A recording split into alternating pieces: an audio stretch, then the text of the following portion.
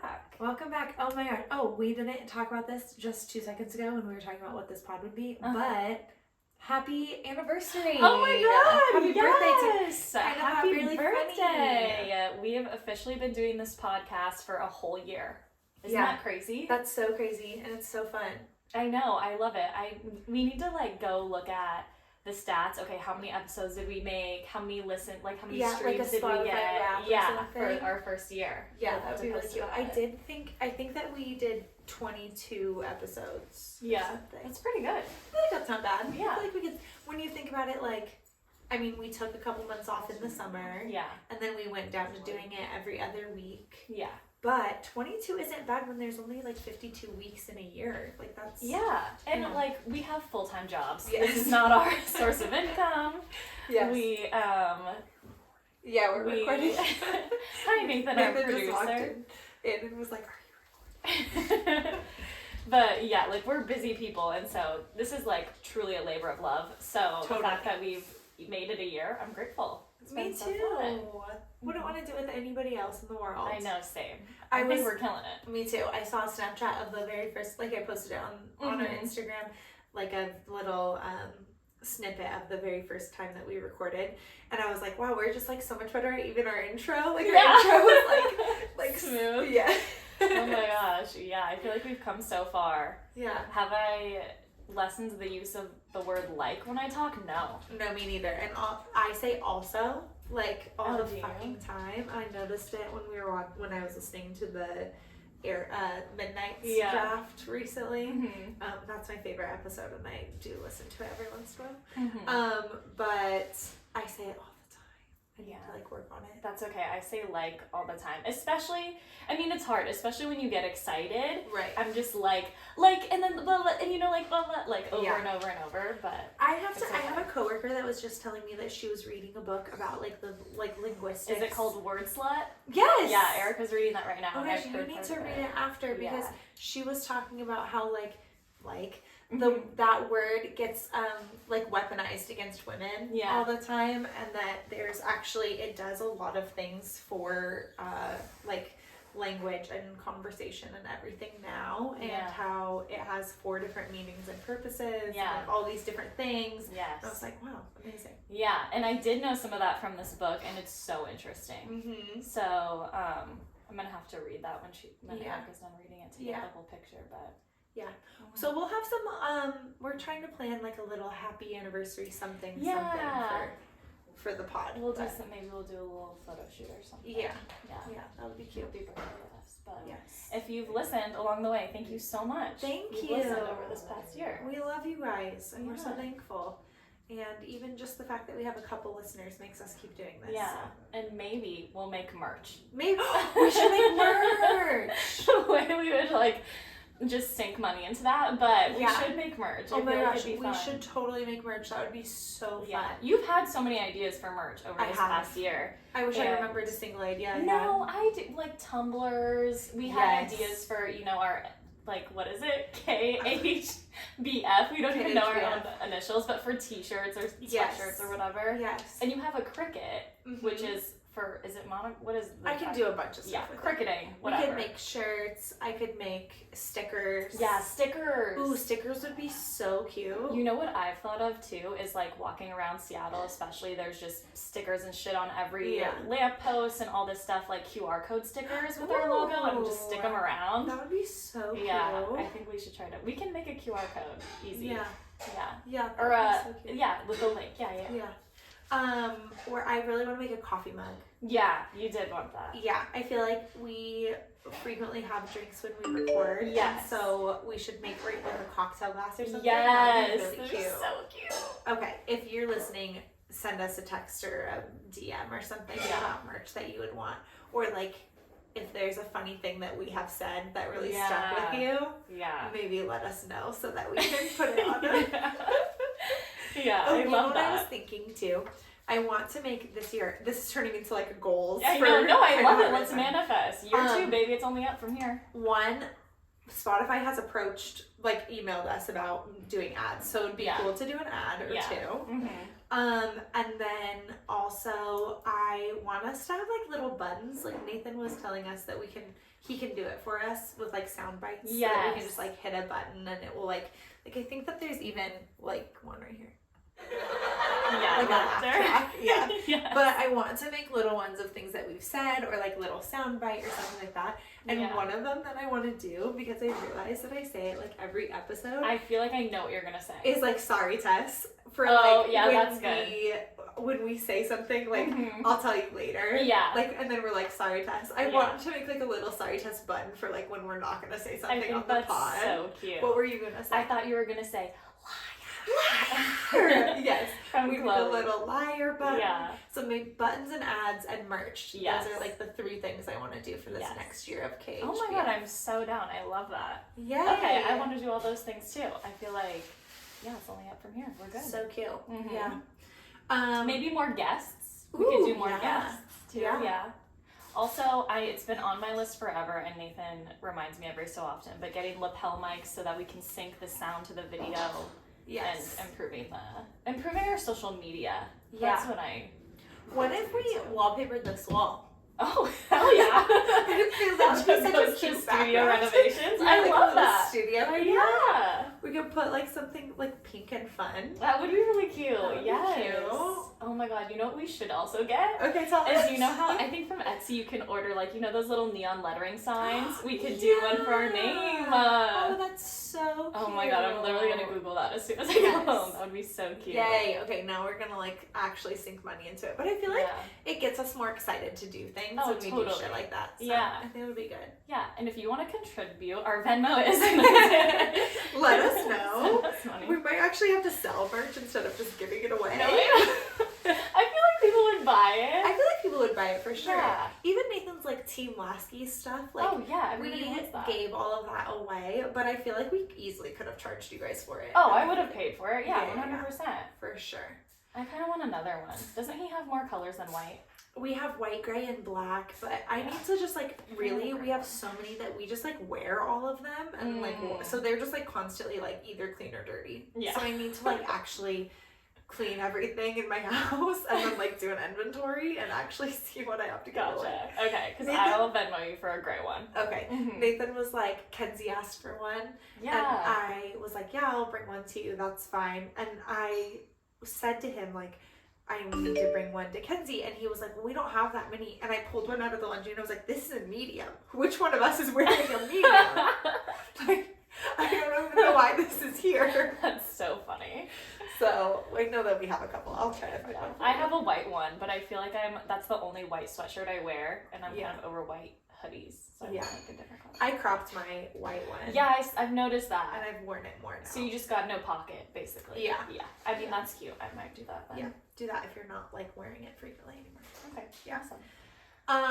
Okay, so what else is new? What have we been up to? We went to Scottsdale. That's true. Last weekend that was in Scottsdale. Really fun. I feel like I'm just like finally recovered from it. Yes, we were there for a friend's bachelorette party, which Scottsdale is like pretty much one of the main locations on the west side of the United States for bachelorette parties. Yes. So it was really fun. It was really fun. I didn't know that like downtown Scottsdale was like a mini Vegas. Oh yeah. I had no idea.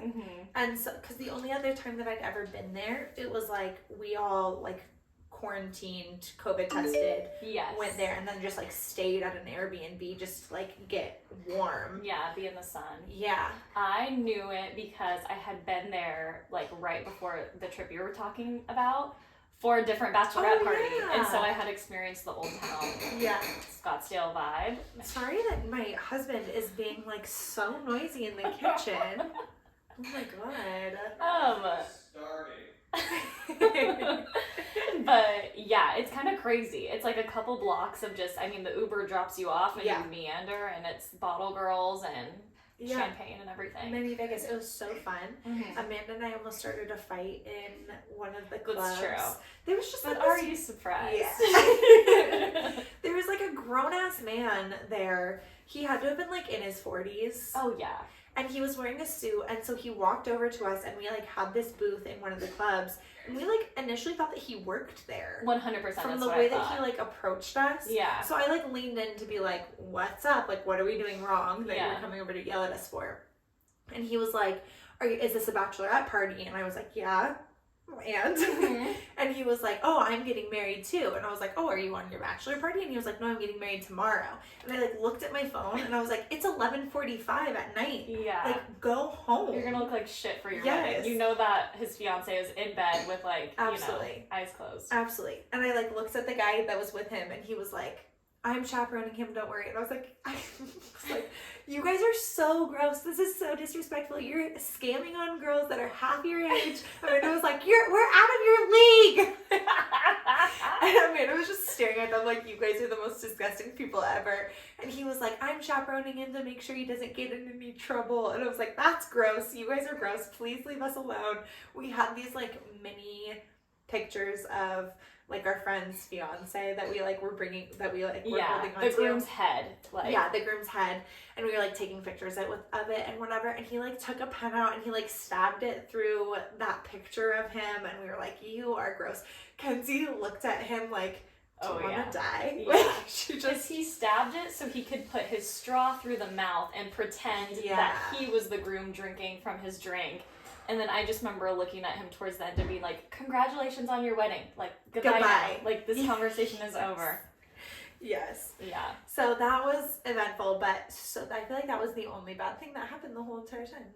No. So yeah. We had pool boys come to the house. Yes. Which was a riot.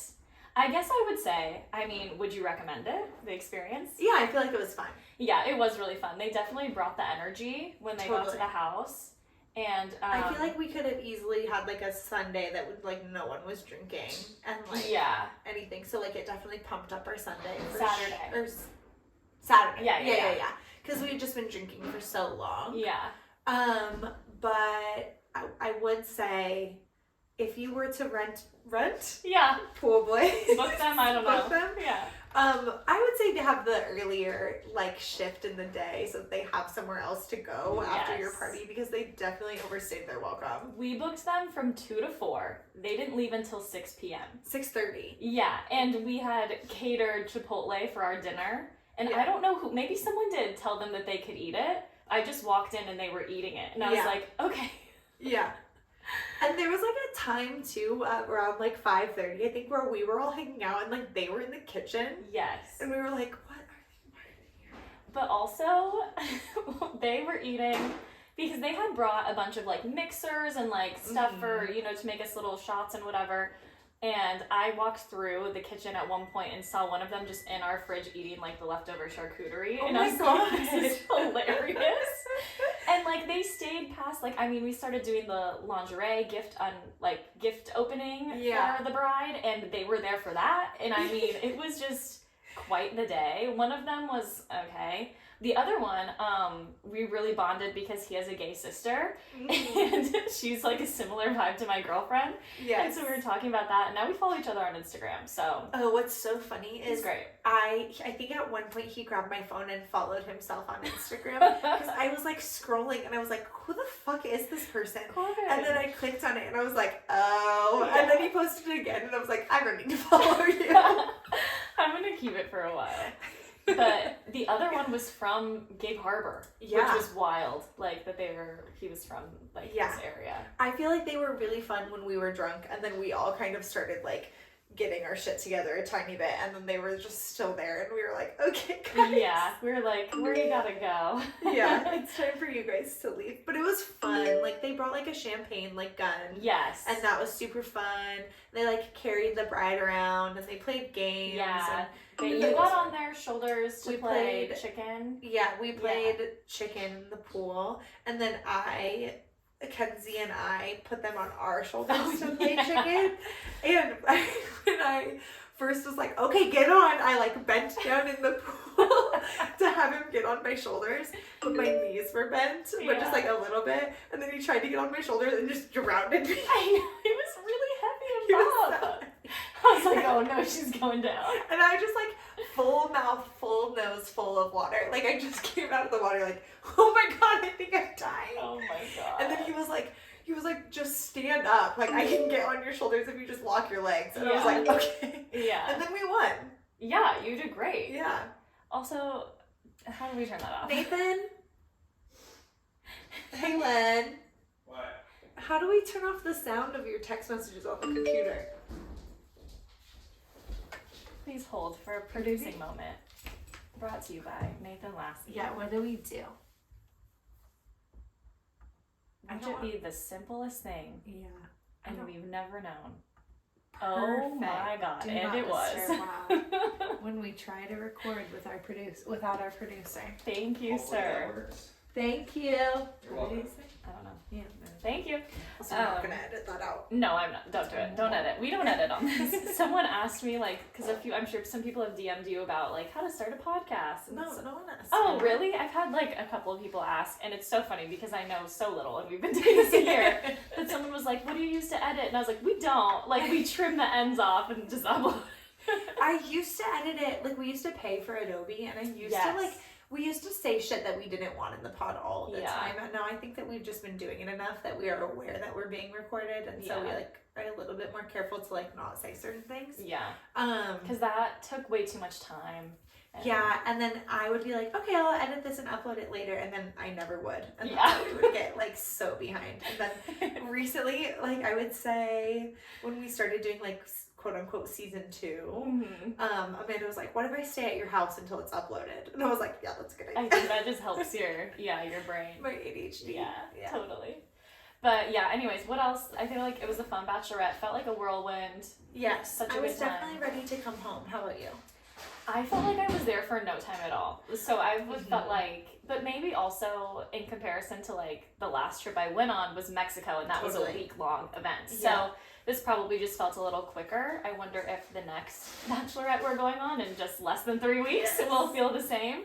But the weather was really nice, and I appreciated that. I wasn't, like, ready to come home because I just didn't want to be on vacation. Like, you know what I mean? I, like, was so sad to leave some of our friends that don't live here and all of that. Yeah. But I just realized how much I love where we live.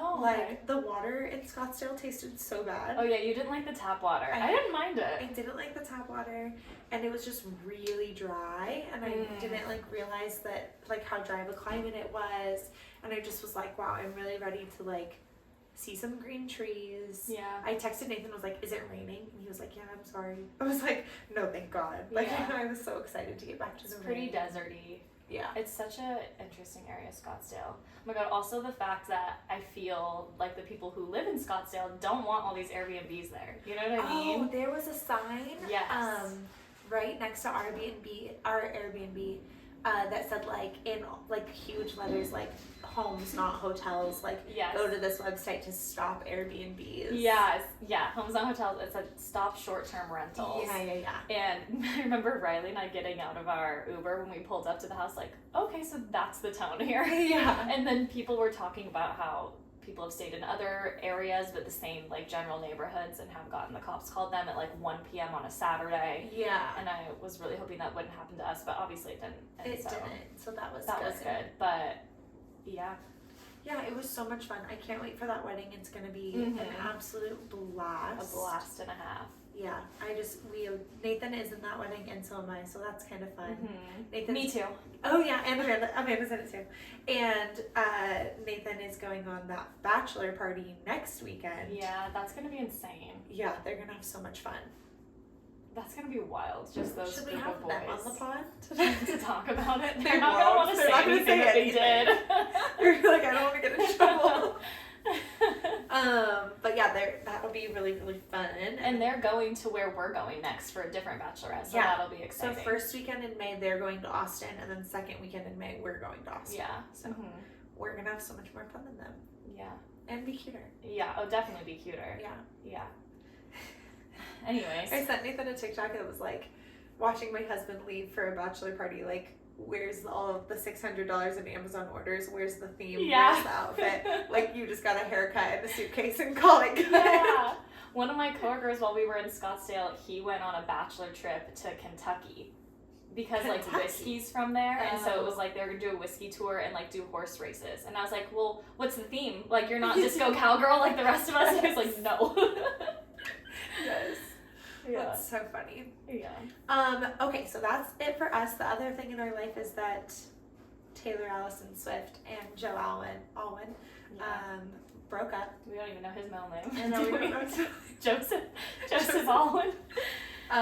Do you want to talk about how that happened for you, what you said to me, what that interaction was like? Yeah, okay, so they reportedly broke up, you know. Yeah. It's not like she has come out and said that they've broken up, but reportedly from various news sources, they are broken up after 6 years of dating.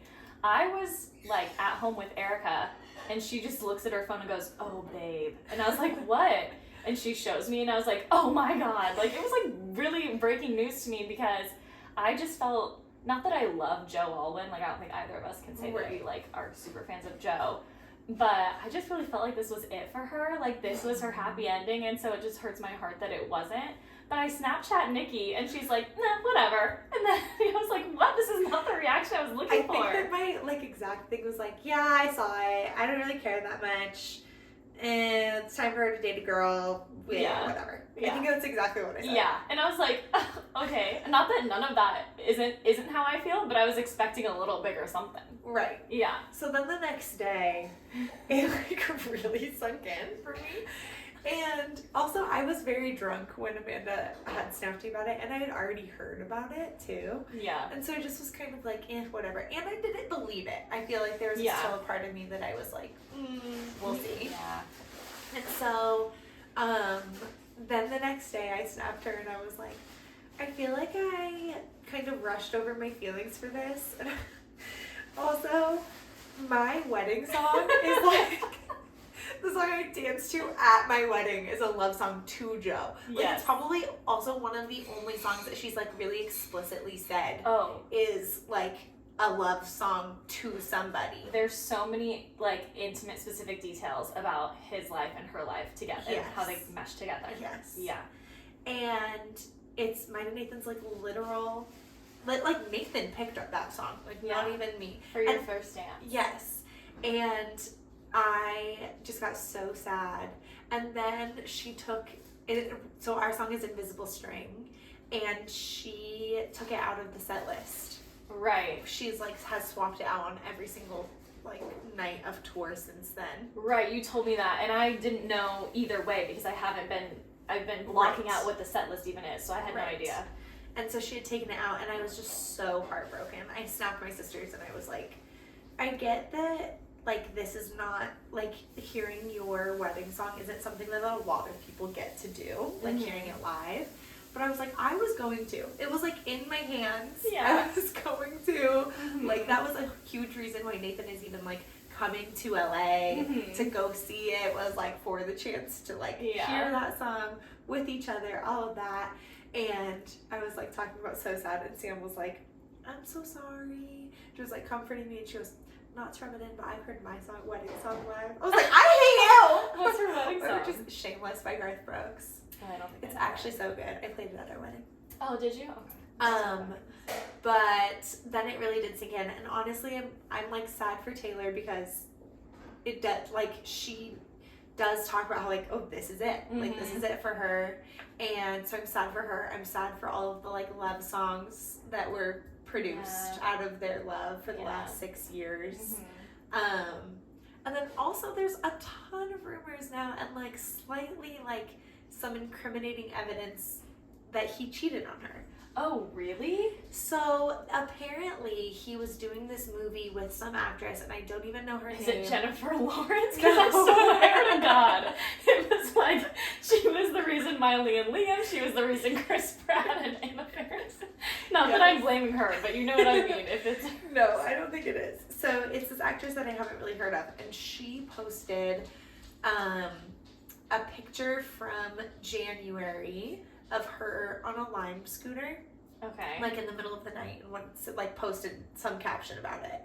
And then she posted like March so far, and it was that same night, like set of pictures, but he was in it. Oh. And so people are like, why were you Lime scootering around like in the middle of the night with this girl, and she posted that in January and you weren't in it, and now she's saying that it was in March. Like, it just seemed like a little bit sketchy. Like, now that they're broken up, she's posting pictures of him. Right. And then, you don't know this woman's name? Let me look it up I'd love to know. Now. That is interesting. I hadn't heard any of this, probably because I'm not on TikTok currently. Right. Emma Laird. Oh, that sounds so familiar. What does she look like? That? Who is that? I don't know. Who is that? I don't know. They apparently had a project together that was called Crowded Room. That photo? That photo. I'm on a scooter. So there's apparently a project that they were working on called Crowded Room. Mm-hmm. Let me double check this really fast. I think it says it in that article or something. What the film they were working on? Yeah, it's... Did you see that? I think up there it said Budapest or something that they were filming, or I don't know. Oh. I don't know. Maybe I just made that up. But apparently they were working on a project or a movie or something called Crowded Room, and if it was like around that, like, people are saying that there's like, you know, did you kiss someone in a crowded room? Oh, shut up. Yeah. Oh my god. And like, with timing wise, like, people are saying like it would make sense that they were split up even before Midnights came out. Like, oh my god. There's a lot on TikTok right now. Shit, and I'm not on there. Yeah. Oh my god. So that is really interesting. Whoa. I kind of want to re-listen to Midnights to see if there's like more that I didn't pick up on with this information. Yeah. But whoa. And in Antihero, how she says like, she says like, one day I'm gonna watch you leave. Oh yeah. She's like, I wake up screaming from dreaming. One day I'll watch as you're leaving for the last time. Yes. I just pulled that out of my brain. Yeah. So there's like, people are pointing out all of these lines in Midnights that are like, how long have they been broken up for? Oh my god. I did see an influencer be like, I got single Taylor vibes at the Grammys. And now she's been pictured on the street with like Gigi Hadid and Haim walking down the sidewalk, and it's giving like girl gang again, you know? Also, she recently went and had dinner with Blake Lively and Ryan Reynolds, and while they were at dinner, I mean, people are so fucking crazy that like they know this, yeah. But while they were at dinner, Blake and Ryan Reynolds both unfollowed Joe on Instagram. What? And then she hung out with the Haim sisters and Gigi Hadid, and the day after that happened, all three of the Haim sisters unfollowed him on Instagram. And but those were post us hearing that they were broken up. Yes. Okay, so that's like more confirming that they are broken up. Yes. Oh my god. Yeah. That literally, if he cheated, that breaks my heart. Yeah. Because like I was saying, like the whole narrative of so many of her albums, since literally Red, when she was talking about like loving him was red, and then in Lover she's like, I used to think love was burning red, but it's golden, and then it's like Invisible String is golden and all this stuff, and so it's like I really thought that this was it for her, and that makes me so sad. You know? Yes, in Daylight. It makes me so sad to think that it wasn't. And peace, are you kidding me? When it's like, I'll have your child, like all of this stuff. Not that I think of your brother as my brother. Yes. Side note, I was like, what if for the Eras tour we wore like paint jumpsuits and like had blue paint? Because you know how she's like painted your brother's wall in the middle? And I was like, that's stupid. Oh, did you see the girls that dressed up as her from The Man? Yeah. It's so good. It's so good. We need to get that together. I know, we have to plan our outfit. The further we get into it, and knowing that we're going to be like at one of the last shows, if not, fingers crossed, hopefully the last show, makes me want to do something funny. No, I know. I think we should have a cute outfit and like a funny outfit if we get to go more than once. Yeah. Anyways, and so that just hurts my heart for her. Obviously, I would love to see her date a woman, but it's so hard. Like, after she dated Calvin Harris, I was like, who is an equivalent to her? Like, not that Calvin was, but he had a similar level of fame at the time. Right. And Joe obviously was the other direction. Like, he was a nobody, pretty much, in the zeitgeist of Hollywood. And now I'm just like, I'd love to see it be a woman, but who could it be? Zoe Kravitz? Yeah. Yeah. Also, though, I was like, when you weren't as upset, I was literally telling Erica, I was like, she knows that her wedding song was Invisible String, right?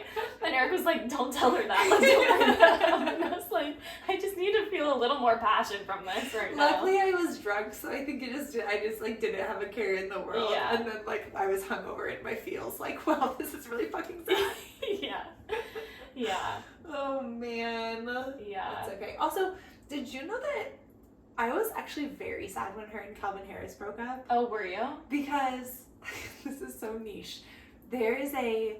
She did a Vogue, like, what is it? How many questions? Like 50 questions interview.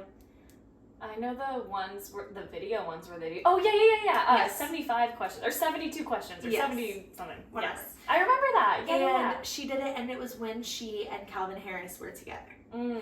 And she mentioned that she was gifted, she said, I'll never sell this house because I was gifted an olive tree and it's planted in the backyard. And then later we find out that Calvin Harris gifted her an olive tree because they're impossible to kill and that they will never stop producing olives. Like, once you have one, they're there forever. You can't really get rid of it. Yeah. You will never be able to like pull out the roots or whatever. And it was supposed to be like a symbol of their love. Yeah. And then they broke up, and I'm pretty sure she sold the house. Of course she did. But I remember God. hearing that and being like, that's love. Yeah. That's such a romantic gift. Like, all of this stuff. And then they broke up, and I was like, the olive tree. I remember that interview. It's so good. Yeah. I was not a her and Calvin hater when they were together. I was into it. And then... But then the breakup was messy. Messy. And remember all his tweets about being a beard? Yes. Yeah, that was crazy. Yeah, that was so wild. I don't really know. But also I think we're gonna do another Taylor Swift episode. We soon, are, right? so excited for that. That's gonna be more like music focused. So we can skip it for now. That can be enough time. But I'm sure we'll talk about all the dramas with the songs that we pick and stuff when we talk about that one. Yes. But yeah, Taylor and Joe, R.I.P. as of now. Go listen to Invisible String and cry. Oh yeah, seriously. Oh my god. Okay, so do you want to lead us into the next thing? So I have been wanting to talk about reality TV kind of as a genre. And go through some of our favorite reality TV moments. This idea first came to me a couple months ago when I watched Perfect Match on Netflix, which I know you didn't watch. Right. You dodged a bullet because it is the worst reality TV show I've ever seen in my life. What's the premise? The premise is, so here's the thing, Netflix is kind of trying to build their own reality TV cast of characters, like universe, basically. Okay. The same way like MTV does. Like, if you're on MTV and you've been on Are You the One, then you go on the challenge, or like then you the go on. Yes, so that kind of thing. And I think that's what Netflix is trying to do. So there was people from Too Hot to Handle, the Sexy Beasts, where they were animals and they tried to date each other. Yeah, a bunch of different shows. Love is Blind. And they put them all in Panama in this mansion. And basically the premise was that, God, I barely even remember. They had to match each other together. I can't even tell you what the premise was. They were couples and they voted who got to go on dates, and they did challenges to see who they would vote on dates. And the end goal was that there would be one couple that was the perfect match. Wait, I thought that you told me about this and that you liked it. And wasn't there like a queer season? No, that's Are You the One? Oh, no. That's coming out soon, The Ultimatum. No, that's not what I was talking about. Oh. You told me about it like this summer. About how like they matched everybody up. That's Are You the One? Okay, so that's different. Yeah, that one is good. Are You the One is like there's 11 in the straight shows. There's 11 men and 11 women, and the producers have done extensive research to show that your perfect match is somewhere in this sea of people. And together as a cast, you have to match everyone up correctly. And if you get all of the perfect matches, you win $1 million to split. But then people like fall in love with each other that aren't matched. Exactly. And people get mad because it's like, okay, we know. And then they send people into this booth every so often to test if they're a match. And the booth will tell you if you're right or wrong. So some people fall for each other. But it's like, we know you're not a match, so stop hanging out. You need to go on a date with somebody else. We want to win the money. Perfect match was like there's supposed to be one perfect match and everyone's fighting to see who will be the perfect match. But there was a cash prize and there was also supposed to be a paid trip, but there was no incentive to be the perfect match really, and everyone was so obviously not interested in being there. Yeah, it was so bad. And the people that did end up winning perfect match, they're broken up. All the couples are broken up. And the people that won didn't even go on their trip because they broke up before that. It was a dumpster fire. Okay. And my theory is that like, I feel like reality TV goes in two camps. There's like competition-based reality, right? Like Survivor, Amazing Race, but also I would say like The Bachelor or Are You the One, where there's a prize.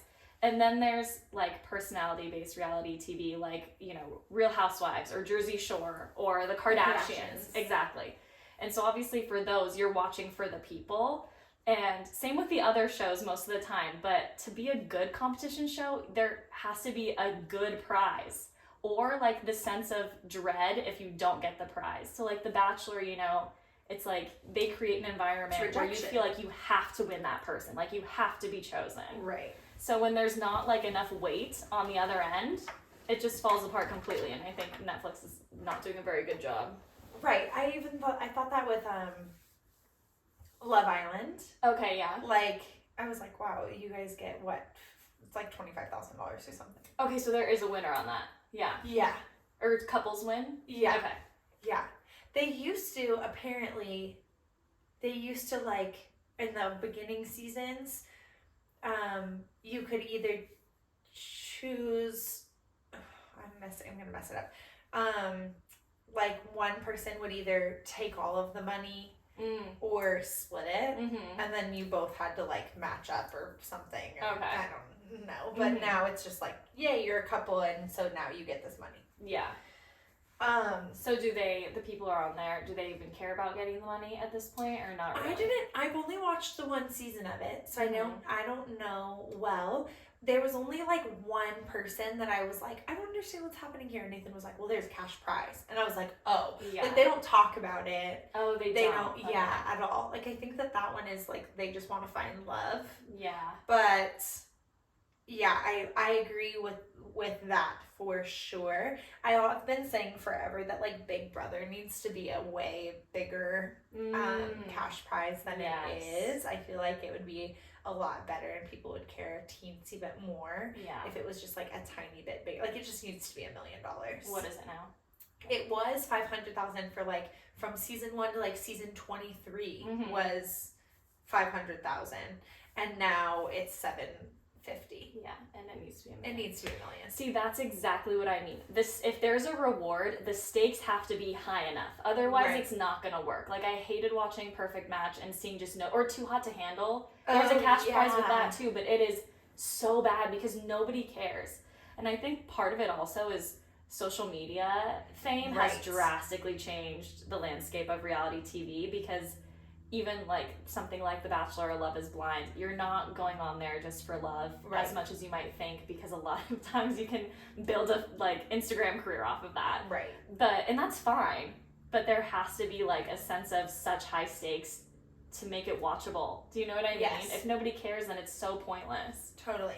Do you find that you like one more than the other? Like, do you like competition-based reality TV or like what was the other one that you were saying? Just like personality-based, like cast-based. I feel like when I'm looking at my top moments, they're mostly from competition-y ones. Okay. But I do love, like, obviously I love the Kardashians, and I just love seeing people's lives. I used to be really into TLC when I was younger, so like John and Kate +8, Sister Wives, Little People Big World. I was like, just looking into other people's lives is fascinating. I feel like I would really like Vanderpump Rules, but I gotta like, I almost feel too late to that. Okay, you're not too late, let me just tell you.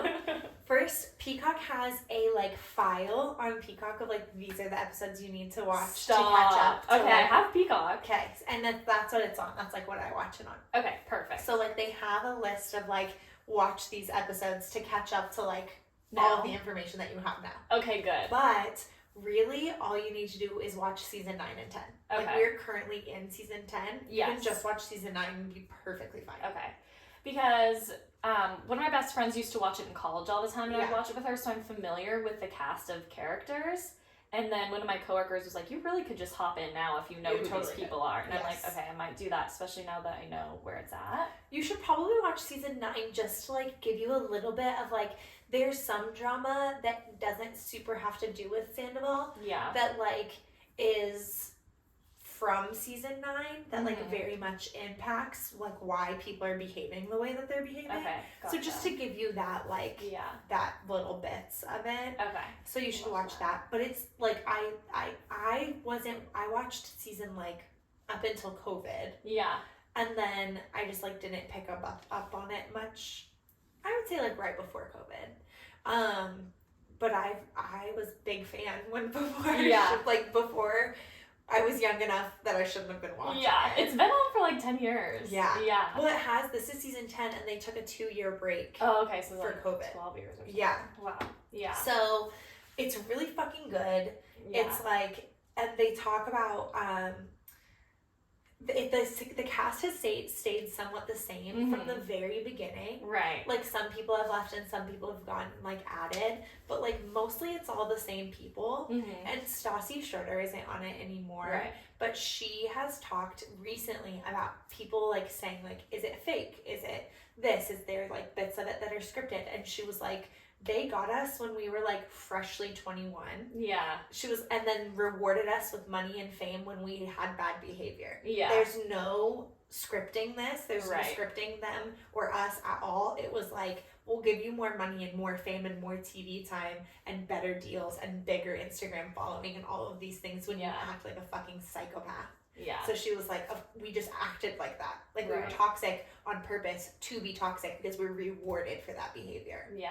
I was like, well, that's wild. And that's what I like about reality TV is you see people at their best, worst, and all the in between, and it's just so fascinating. Okay, so I need to get into that. But yeah, I like a mix of both. But what about you? Okay, well, when I would say like, if you would have asked me before this assignment that you gave me, that if I liked reality TV, I would have been like, oh yeah, I'm a huge reality TV watcher. I love it, everything.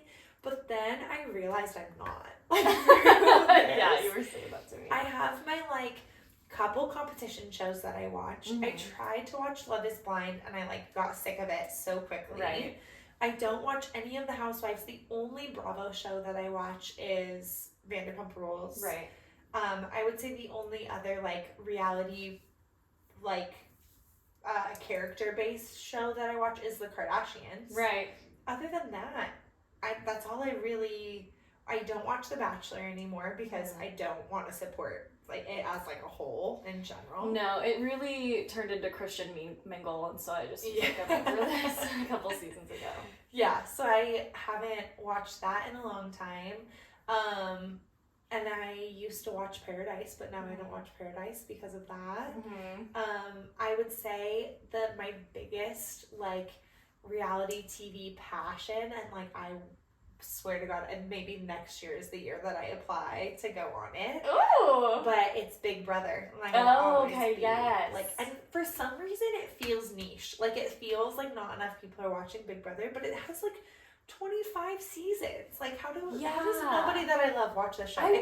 Shout out to all of my sister's friends who have become my friends because they all watch it and we have a group chat, thank God, but none of my friends watch it. I was gonna say, is it maybe like a Gen X more demographic than millennial? Yeah, maybe, because it's like Sam's friends that like got me, Sam got me into it. Okay. And then like Sam's friends are like my people that I watch with. Right. Because I know that show has a huge cult following, and it's like they do live streams and there's all these nights a week you need to watch. It's so fucking crazy. So it's on 3 days a week, and then you can pay, which I do, to get the live streams of it. So at any time, except when they're like actually doing competitions. Yeah.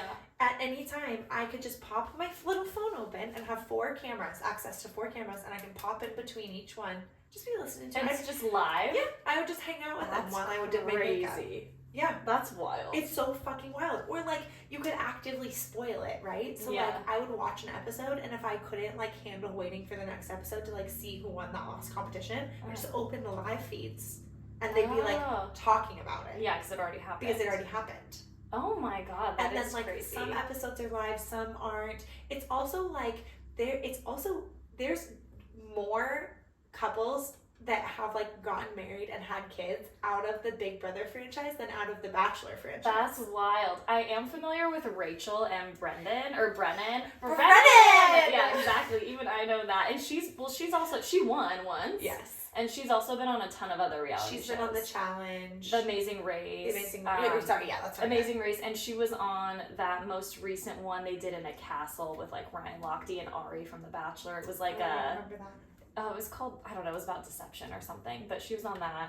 Yeah, I'm familiar with them. I love Big Brother. I stand by. It's so good. I feel like the only thing bad about it is that Julie Chen is the host, and I will. Oh, you don't like her? I hate Julie Chen. Why? I think it started as like a joke, if I'm being honest. But she's annoying as hell. Mm-hmm. She has these catchphrases that like only she thinks are funny. Interesting. She has the absolute craziest outfits, and she's bad at her job. Okay. Like she's like actually bad at hosting it.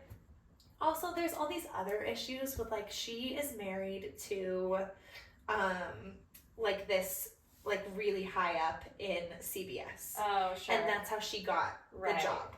And when they got married, he like bought her a new face, first of all. Oh, okay. She whitewashed her whole entire face. And like that's a whole other, situation. Sure. But then she got this job, she got on The View, all of this stuff. And every single episode that was live of Big Brother where she hosted it, she would say, "I'm Julie Chen, good night." And that is how she ended every single episode. Okay. And then her husband it was like right during the Me Too movement, and there's all of these allegations against him for sexual harassment and misconduct and all of these things, and CBS let him go. Oh, shit. And his last name is Moonves. Uh-huh. And when all of that came out, I feel like I know what you're gonna say. And all of it came out as breaking news, all of this stuff, and she said, "I'm Julie Chen Moonves, good night." I was like, "Fuck you, Julie Chen!" Like you're gonna be like, "Oh, and my husband did this, and I'm choosing this moment to stand with him and like deny women and blah blah blah blah." It was just like so obnoxious. Why did I think you were gonna say that she said "Good night, Moon"? No, she didn't. And then also, in that time, she started doing this thing where she'd sign off on the episodes by being like, "Love one another. Good night." And it's like, what? I don't like how you keep saying "good night." That's how she says it.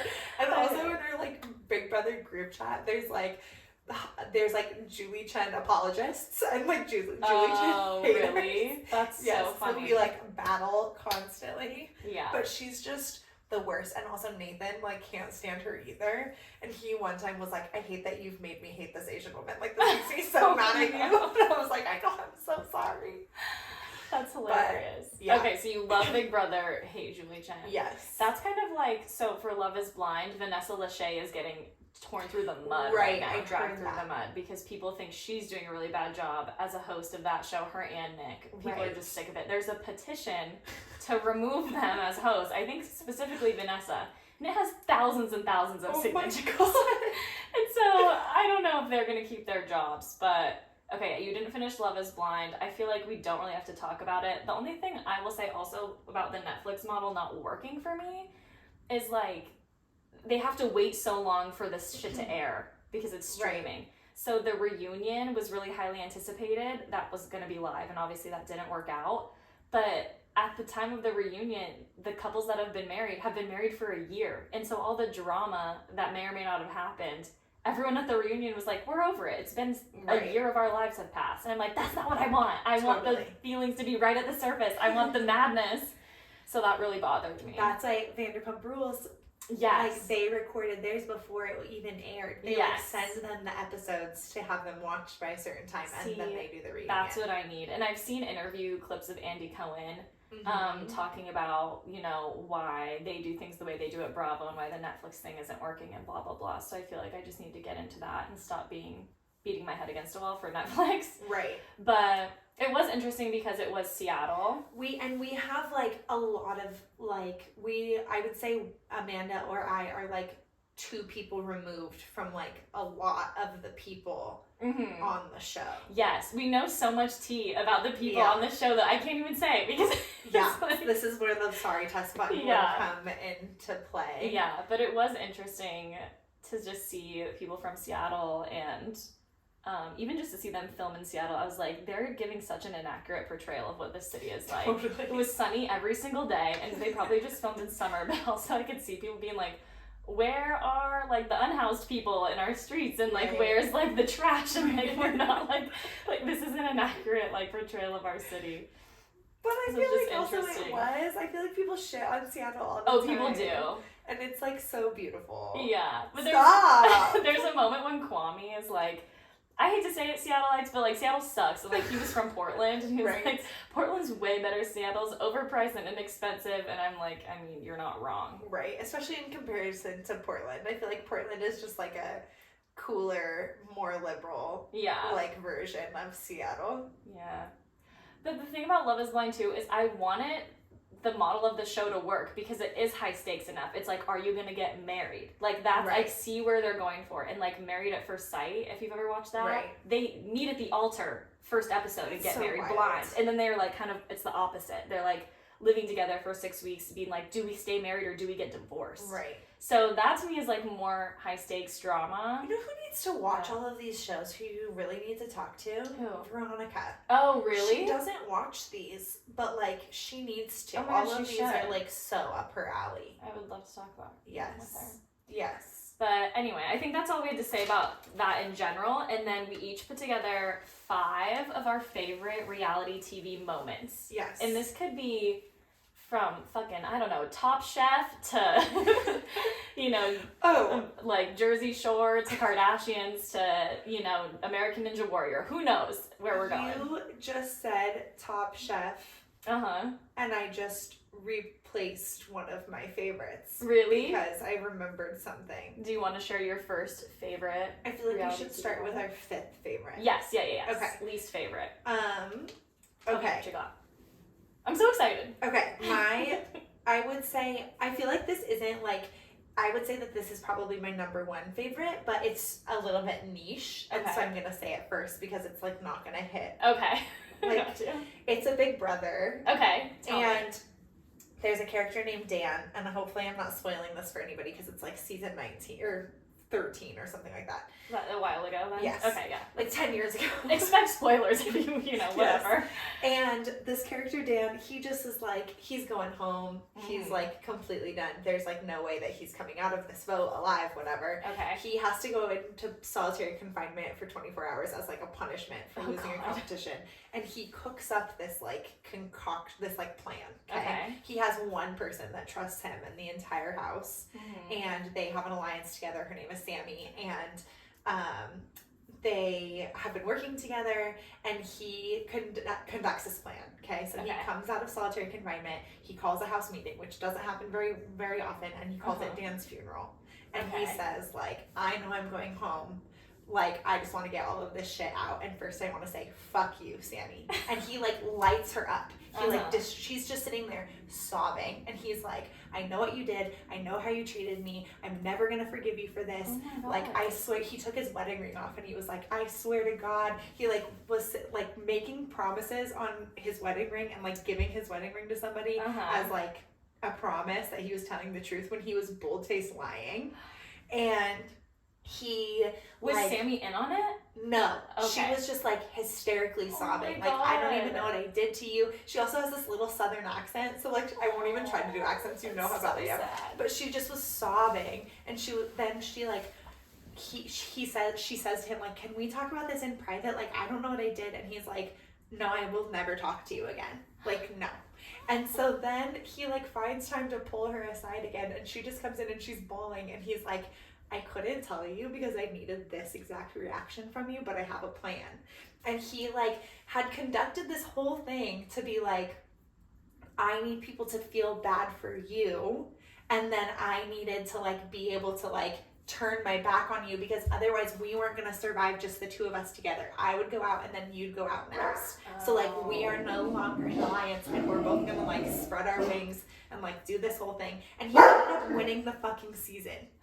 He stayed. She came in second. He came in first, and he won the season. Wait, how did he stay if he was like, I'm getting voted out next? Did they just not vote him? They just ended up feeling like so bad for Sammy, and then he was able to make all of these promises based off of like all of those lies that he said. Oh my god. And people believed him, and they were like so shocked that like they kept Sammy around because they felt so bad for her. Yeah. And then he like turned it around and created alliances for both of them. That is wild. And the whole scene was like so crazy. And I'm like, I'm probably not even remembering it exactly as well, like, or as good as it was. Because it was just like so amazing. But it was like, whenever people talk about like best moments of Big Brother ever, like that is one of the best moments of Big Brother. That is diabolical. Yes. I bet that was like shocking to watch too, because you're like, what, don't they love each other? Yes. Oh my god. Like I remember watching it and being like, what did I miss on the live feeds? Like what did they not edit out? Like all of this stuff. Yeah. So that was my oh my god. Do you have to watch the live feeds to keep up? No, but you do get a completely different like show if you do because of edits. Yeah. Like they still do that thing in reality TV where they like pick a villain. Oh, totally. And like all of those things. But like when you do watch the live feeds, you get so much more information. Like in the last season of Big Brother, there was a guy that like definitely said some things that were pretty racist and that like weren't super great, and that became like a big, you know, storyline in the show. But then there were like other characters that didn't get along after that you were like confused about a little bit because they didn't edit it really great. And so if you're watching the live feeds or like catching up on the Reddits or whatever, then like you just know more. Yeah, that makes sense. So you get a different version of the show, but you don't have to watch them to understand it. Gotcha. Yeah, I bet that totally changes your perspective when there's fan recorded stuff. Totally. Okay, go ahead. That's a great moment. My first moment, my fifth favorite, is like pretty underwhelming in comparison, but I was rewatching Jersey Shore recently, and like what lightning in a bottle that cast was. I mean, it is wild to watch it back. Also because of the blatant misogyny and crazy shit that was going on, like that we consumed when we were like in high school, I think, watching that show. But I just died laughing, and I rewound it and watched it again when Snooki is screaming on the boardwalk, "Where's the beach?" And she's like, then she walks up to some guy on a bench, and she's like, "Where's the beach?" You know, with her like big poof hair and giant sunglasses. Isn't she wasted? Wasted out of her mind. Tiny little tan body. And this man's like, "It's right there. Like you can see it. We're on the boardwalk. There's the ocean." And she just couldn't find her way down to the beach.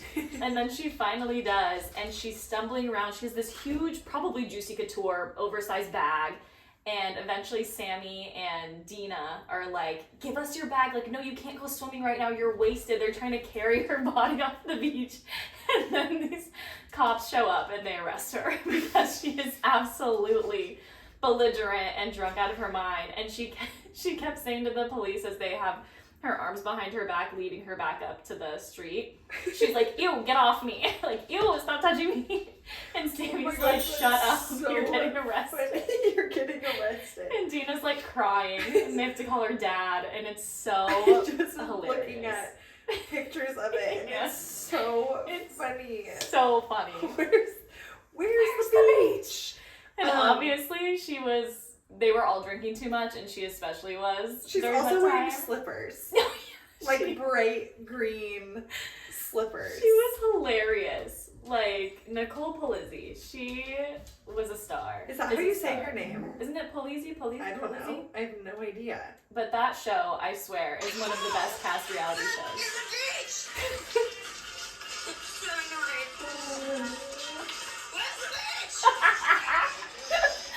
It's so good because she's so serious. She's also running. Yeah, she's sprinting. It's okay, so I have a fun fact about Jersey Shore. Oh, tell me. They're Louis Vuitton bags. That they have. Okay.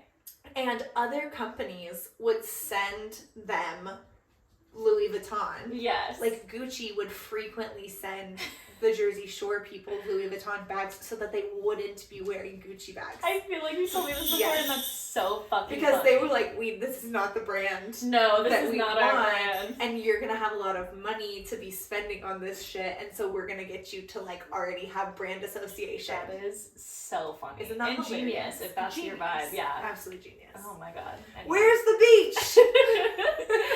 Okay, what's your next one? Your okay, my fourth one is Gordon Ramsay. Oh. MasterChef. Oh, this is okay. the one that got replaced. Okay, tell me. When he takes the 2 slices of bread and he puts it on that poor girl's face, either side of her face, and he says, "What are you?" And she says, "An idiot sandwich."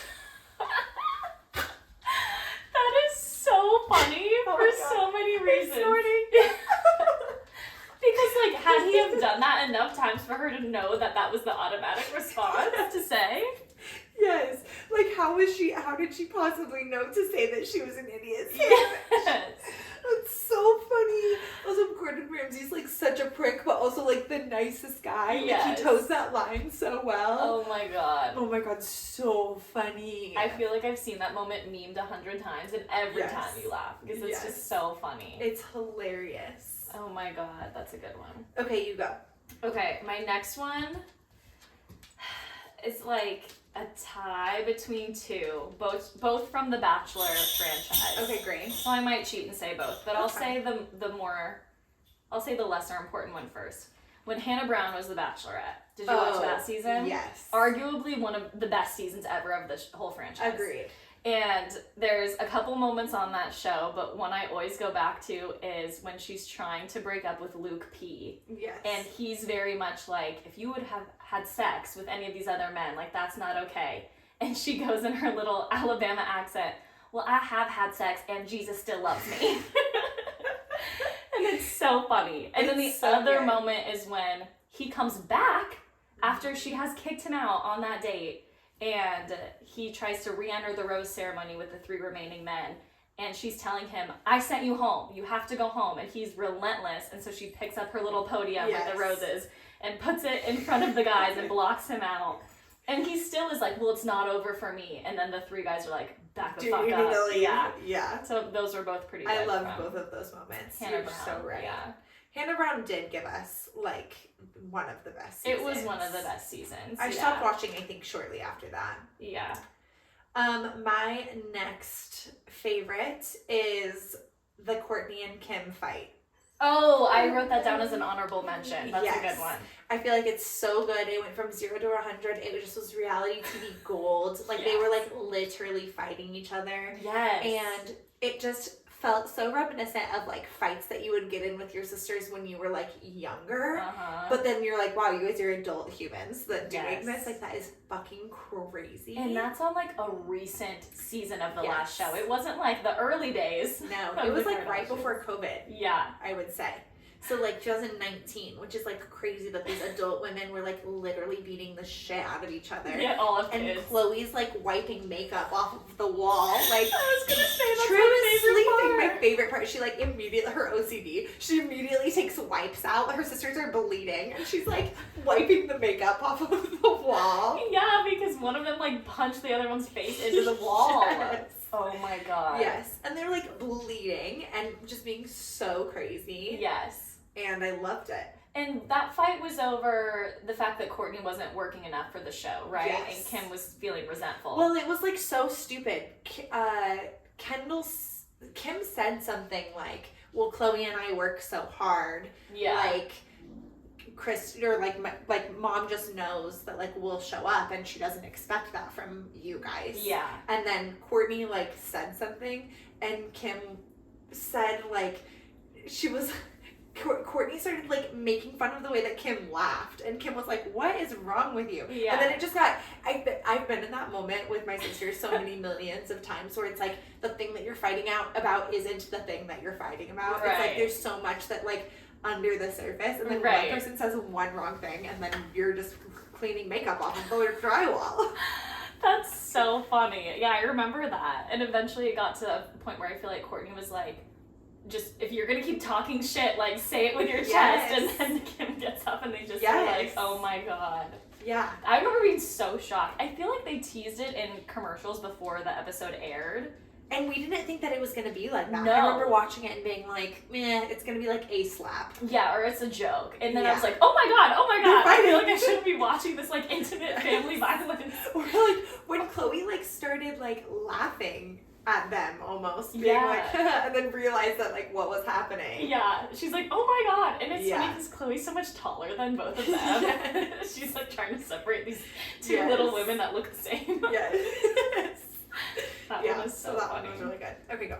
Okay, I'm on number 3 now? Okay. Yeah. Okay, I know what my number 1 is. My number 3, I'm gonna have to choose between... Okay, I'm gonna choose the other one, and then I'll just maybe mention my other Bachelor one as an honorable mention later. But my third one, I had to pick something from RuPaul's Drag Race, because that show has shaped me as a woman and a queer person. But it was so hard to pick. There's so many iconic moments, but I'm just gonna go with a recent one. So if you haven't seen the last season of Drag Race, it's this lip sync between Anitra, who was like second place for the crown, ended up being, and this other queen named Marsha, after Marsha Brady, pretty much. And they were just both the most incredible dancers. And they did a lip sync to that song "Boss Bitch" by Doja Cat. Oh yeah. I'm a bitch, I'm a boss, and it was so good. And at one point, Marsha throws herself into a back bend, so she's like upside down on the stage, and Anitra jumps full body length over her, like hands first, and flips and like does a thing, and it's incredible. So I recommend YouTubing that. I'm gonna need to look that up immediately because it's so good. Okay, amazing. Number 2 that I have is, and it's not even that it's like that great. I think that it's just, I was like so young watching it, and I was like, yeah, you go girl. But it's from The Hills. Okay. And it's like Lauren Conrad and Heidi, whatever her Montag. Yes. And Heidi, and she's already been dating Spencer, and they're super toxic, whatever. Heidi and Spencer make up this rumor about Lauren and this other guy making a sex tape, which now is so funny because that is like such a, like, it feels like such a PG-13 rumor to start about somebody. Oh, yeah. Like, now if that rumor went around, it would be like, yeah, okay, who hasn't? Yeah. So they make up this rumor or whatever, and then that's the like beginning of the downfall of their relationship. Okay. And Heidi goes over to Lauren's house to like confront her about it, or not confront, but like kind of apologize, but like apologizing without apologizing sort of situation. Yeah. And they're talking about it for a while, and then you just get a zoom in on Lauren's. Am I mixing this up? Is it Adriana? I think that it doesn't matter. The point is, the camera zooms in on Lauren Conrad's face, and she says, "I'll forgive, but I will never forget."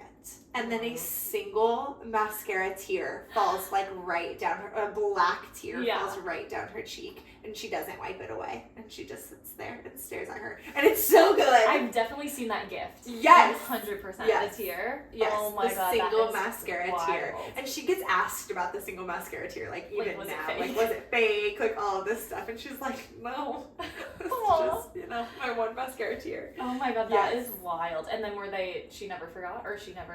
No, they never. They're not friends again? They're not friends. They never have been. Yeah. That's so funny. That's another show I never saw. And I was always confused if it was a scripted show. It's scripted reality. Okay. And like they never admitted to it until the very last episode. She's like saying goodbye to, I think, Brody or Jason or somebody. And they like hug, and she gets in her car, and then the camera like pans out, and it's a set. Yes, I've seen that. Yeah. Okay, so that's supposed to be letting you know that it wasn't. It's a scripted reality. They're actor-y people. Totally. Okay. They have SAG cards. Yes, but that's actually like so crazy too, because they started filming them when they were teenagers. Like Laguna Beach started when most of them were juniors in high school. That's crazy. Isn't that fucking crazy? I can't imagine having a reality show based on like your friends in your life at that age. No. That's kiddos. Yeah. And they like frequently made them do storylines that weren't true, like all the time in high school, and they didn't like know better. Yeah. Yeah. Super crazy. That is crazy. I remember always seeing a clip from one of those shows, and I can't remember which of the women were which, but there's some clip where they're like at a restaurant or a club or something, that they're at a table, and one of the women joins them, and the girl sitting there is like, is this guy next to me hot enough? Yes or no? And she just looks at him and goes, no. Yeah, you know what I'm that's talking about? Yeah. She's like, no. Yeah, she's like, absolutely not. So yeah, she's like, I'm drunk. Is this guy hot? And yeah, like, yes, exactly. Yes. Yeah, it's good. I love that. Okay. Okay, so this is my number 2. Your number 2. Okay, so actually I can't include my other Bachelor one. Okay. I'm gonna have to give it to in Bachelor in Paradise when Demi proposed to Christian, and it was the first same-sex couple ever on the franchise, and to get a proposal out of it, obviously they're no longer together. Right. Christian actually is newly engaged to another woman, and they are living their happiest life, and I'm so happy for them. But that was such a huge deal when I watched it. Yeah. Because at the time, I had been watching I was a huge Bachelor Nation person, member, citizen, if you will. I've been watching like every cycle of the show since like Juan Pablo's season. And I really liked Demi and the fact that she was queer, and they brought her person out there and they did a whole thing. And I was like, can you imagine all the Midwest moms that have been watching this show and now they're watching a woman propose to another woman? Like, it was so impactful to me. I like lost my mind. And then they did nothing since. Yeah, so it's gone downhill since, obviously. No, but I loved it. I was so excited. Yeah. I was in like I was like in the middle of my journey, my coming out journey when that was happening. Oh my god, yeah, it was so good. I remember that was amazing. Okay, your number 1? My number 1 is, maybe if you had a fucking career that you were passionate about, you would understand what it takes to run a fucking business, but you don't. And you're the least interesting to look at. That was so good. Oh my god. If you haven't watched Kardashians, that was also Kim yelling at Kourtney that she's not interesting to look at, that she doesn't have a real job, that nobody likes her or cares what she does, and that she wasn't allowed to be at the Christmas card. That was iconic. That was so funny. The way that took off too. Maybe if you had like on TikTok when like it would be like me 10 years old on Sims when my mom was telling me to get off, and it's like, maybe if you had a job that you cared about. Or like somebody putting the Mickey Mouse filter voice on it. Yes. So good. Oh my god, that was insane. Just telling somebody that they're the least interesting to look at. Oh my god. And it's funny because it's like, to Kim, that was such a big insult. And I think to Kourtney, she felt insulted, but not as much as if someone would have said that to Kim. Oh, totally. And it's just so revealing, you know? It's an honorable mention of like, Kim telling Chloe, like it feels reminiscent of Kim telling Chloe, you're so easy to piss off, and she walks away. Chloe says, you're so easy to make sure, tell me what you think when I tell you that you have a fat ass in 2 seconds. Yeah.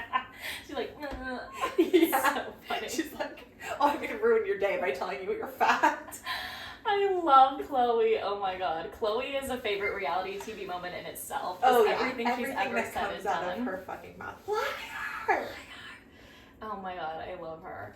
That's so funny. That was was that the same season as the fight they got into? Yeah. Yes. That was an epic season. A lot built up in that season. I've been loving the TikTokers that that do the Kim and Kourtney God. conversations. They're so They've just added Chloe with the post-it nails. Yeah, I've seen that on Reels. When she's like, oh my god, not a bunny. Yes, that sounded really like her. Thank you. No, oh my god.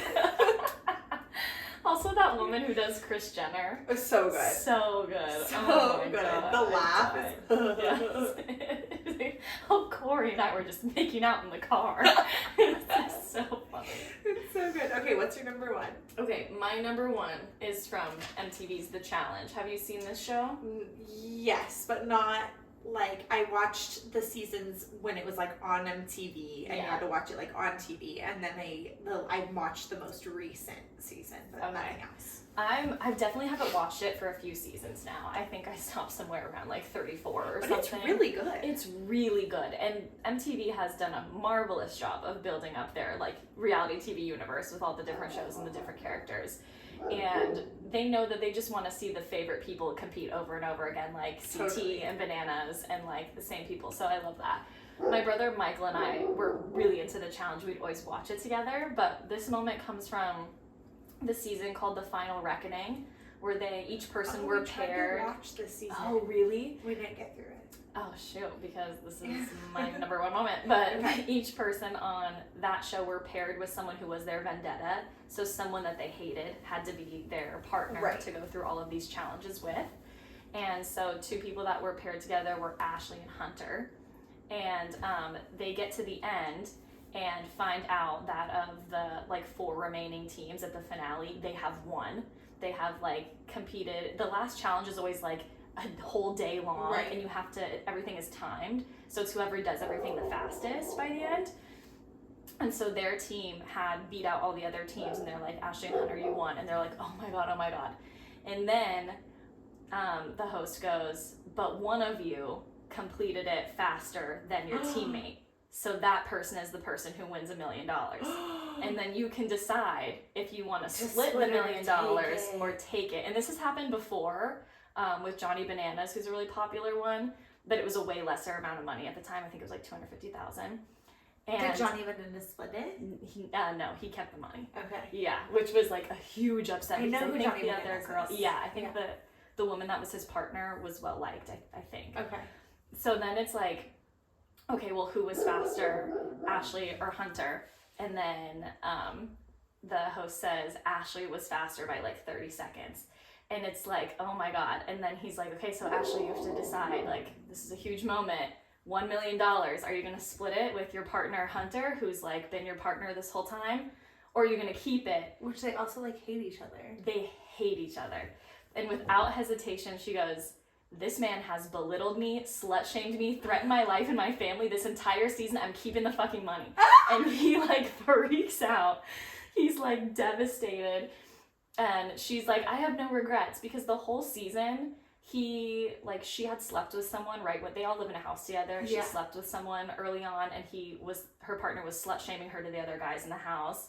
And he was talking bad about her every time they would do a challenge. He literally said, if this fucking slut makes me lose $500,000, I'm coming for her family. He literally would threaten her. And so she was I'm not giving you half of this prize money. Not. And I completely agree. And I was finally, some misogyny has some real world ramifications. Yes. He's not going to win. And it was iconic. Amazing. People were so mad. And I was no, get yours, girl. Not. Yeah. Wow. Yeah. Ooh, I want to look it up now. I feel now I've heard that as a TikTok sound, or maybe I've seen it or something. I can show you the YouTube clip after this. It's good. So good. Yeah, because she wasn't a well-liked female contestant. She also, her nickname was Millionaire Mitchell. I think she's won before. Oh. And so it was you're not gonna split it. And she's no, because he doesn't fucking deserve it. Yeah. So, oh my God, amazing. That actually reminds me of the challenge when okay, this is again going a little bit niche, and I won't get into it because we're an hour and 20 minutes into this one. But there was a very, very, very iconic Big Brother alliance called the Cookout, and it was the first season that Big Brother had an appropriate amount of Black contestants on it, and they all got together and decided to make an alliance together called the Cookout, and it was really fucking cool, and it was the smartest alliance that has ever, if you watch Big Brother, you should watch that season, because it was the smartest alliance that has ever been created, and just their strategy in it was insane, and it was so good. And when people have alliances on that show, does everybody else know, or they keep it secret? They keep it secret. Okay, gotcha. If they do it right, they keep it secret. Yeah.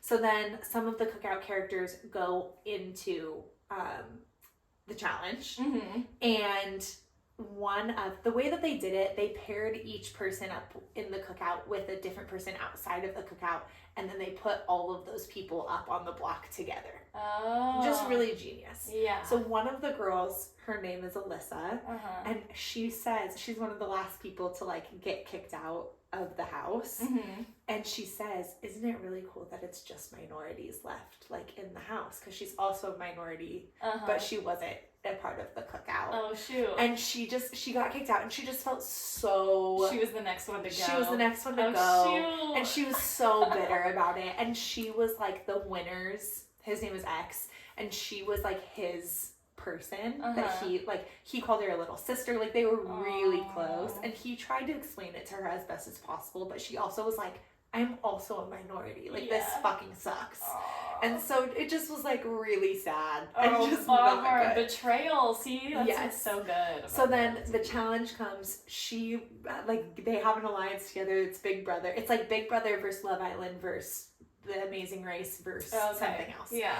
And versus Survivor. And so, like, all the Big Brother people, like, band together. Yeah. And she's, like, talking to X about, like, okay, we're gonna, you know, create this alliance, all of this stuff. And then it's, like, in a diary room. And she's like, I'm gonna burn him. I'm gonna burn him down. Like, this man is not going to survive. I'm gonna be the one that sends him out. God. So then she sends him into, like, one of those, what are they called? When it's, like, just the two people and then one gets out. Elimination? Yeah, the elimination round or whatever.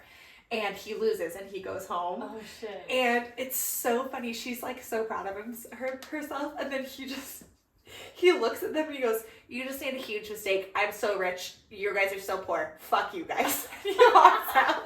Wait, because he had won before. Because he had won before. Okay, that's so funny. I'm so rich. Y'all are poor. Fuck you guys. Oh my god, the drama. See, I live for it. It's so good. Oh my It's god. so good. We'll throw that in as your honorable mention. What's your honorable mention? Oh, mine is so different. My honorable mention is in Dance Moms when Maddie Ziegler performed Cry. Did you ever watch Dance Moms? I've seen episodes and, like, Sam used to watch it, but no. Oh, it is crazy toxic, the moms and the teacher. The teacher is just so abusive to the kids. Right. And then she went to prison. Yeah, for, like, tax evasion, I think. Yeah. And then she got cancer and I don't know. But she's still alive. But Maddie Ziegler, like, very famous actress now, obviously popularized by dancing in Sia music videos. She was always the kid on the show that everyone was like, oh, Abby only likes Maddie. Like, she gets all the good Top solos. of the pyramid. Top of the pyramid. Maddie. And I was like, I so get the favoritism because it's very apparent, but also she is undeniably the best one. Okay. Like, undeniably. And it's so proven if you go YouTube, like, it's like one of the early seasons. She's only like 7 or 8 years old and she dances to this song called Cry. And it is just beautiful. Like, she's so good. And I remember watching that as a child myself, I think in middle school maybe, because we're a few years older than she is, and being like, that kid is a star. Like, she's got it. I swear to God, if none of these other kids make it, it's her. And now she's in, like, she was in fucking West Side Story. You know what I mean? She's in a Spielberg movie. Yeah. And we stand. She's still so talented. The only real, like, memory that I have of Dancing with the Stars is, like, when one of the Dance Moms. Oh wait, yeah. Sorry. Same. Dancing with the Stars is good too. Dancing with the Stars is great. Is when one of the moms is like, Abby's on her phone during one of the performances, and one of the moms, like, walks over to her and is like, you talk to the girls about theater etiquette, put away your phone. And then she, like, just takes her little electric wheelchair and she just, like, strolls out and, like, they're like, where's Abby going? And they're, like, following her down the street. She, like, drives her little wheelchair all the way down the street and into a police station and then just walks or, like, rolls in and she's like, I would like to file a restraining order. This mom. It's so good. Oh my god, it's so funny. Oh my god. So much of Dance Moms has been audio clipped for TikTok too. Like the ones like, JoJo, have you learned nothing? Yeah. Or the moms, Christy and Kelly, where they're like, look at us, the two bitches, that's who's left. It's so good. Oh man. Okay. That was a good laugh. I like how at the beginning I was like, I feel like I don't even really watch that much. And then we really talked about it. It was so fun. I feel like we could even do a part 2 at some point. I know. Okay, well, this has been kind of hot and barely funny. Yes. We'll see you next time with another Taylor Swift episode. Yes. So get excited for that. Thanks for listening. Thanks for listening. Bye.